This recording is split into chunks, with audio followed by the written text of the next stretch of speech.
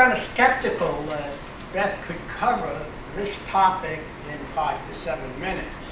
It's a very broad, I mean, after all, look at the number of people indicted, look at the number of offenses.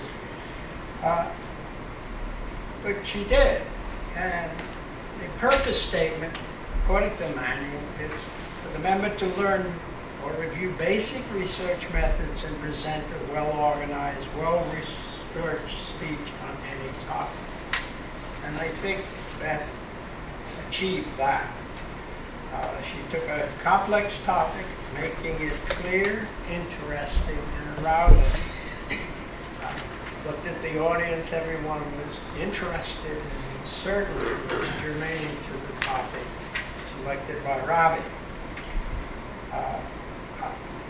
Also, one of the comments that is suggested is what Beth might want to work on, but I didn't think that. I thought that was exemplary.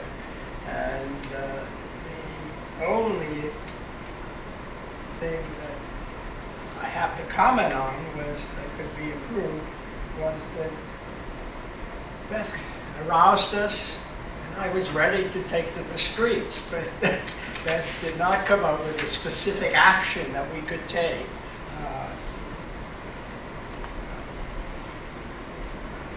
To fulfill her never rest charge from the beginning of her speech. So overall, I would say that she did well on clarity, vocal variety, eye contact, gestures were excellent. The audience was aware and interested.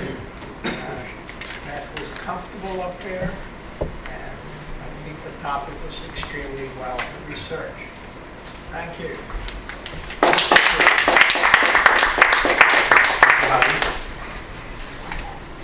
Javi was kind enough to sub in when we called for him, and we appreciate that. Next person to come up is Peter Fordham, who was evaluator for Al. Peter sent me a comments on the detention issue. He said the president just threw intelligence community under the bus. Not only that, he reversed it on them. Your email arrived like 20 minutes from when he did this. Yes, the timing was perfect. By setting political interference and other matters aside, there is no political tension there, just a broad base of tension for our friends, allies, and citizens who cannot believe their eyes.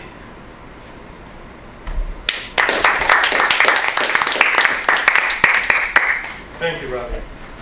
So I will try to be civil during this evaluation, since civility is an important part of who we are and what we do. Al, I thought it was a great speech. It certainly wasn't humorous. I mean, one of the goals, you could be humorous or informational. You certainly weren't humorous. It was very informational, and I thought you killed 2 birds with 1 stone.